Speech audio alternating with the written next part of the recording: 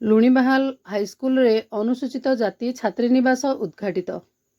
सरकार सर्वदा ग्रामांचलर विकास पई अनुसूचित जाति जनजातिर छात्र छात्री को प्राधान्य देई आसुथुबा बेले शिक्षा क्षेत्र में अधिक गुरुत्व देई आसुछंती।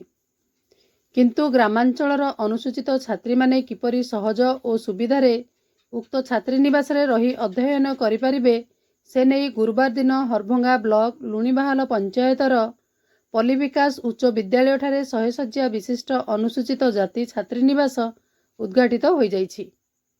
यह आभासी माध्यम भारत सरकार सामाजिक न्याय और सशक्तिकरण विभागर मंत्री डॉक्टर वीरेंद्र कुमार उद्घाटन करथिले।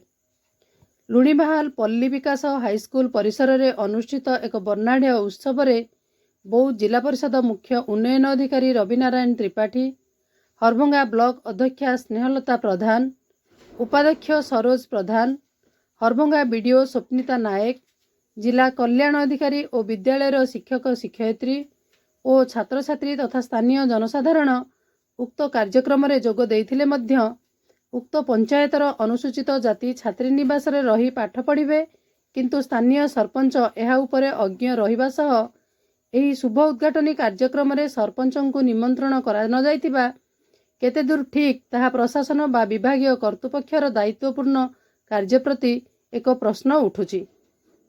एही शुभारंभ कार्यक्रम में स्थानीय सरपंच को डका न जाइथिबारु स्थानीय सरपंच चंद्रमा प्रधान क्षोभ प्रकाश करथिबा बेले घटना संपर्क में बीडीओ को जोगाजोग करथिले मध्य कौनसी जोगाजोग होई पारि नथिबारु प्रतिक्रिया मिली पारि नाही। बौद्धरू बैद्यनाथ सामल सहित हरभंगारू चित्तरंजन सिंह रिपोर्ट मो जिला खबर।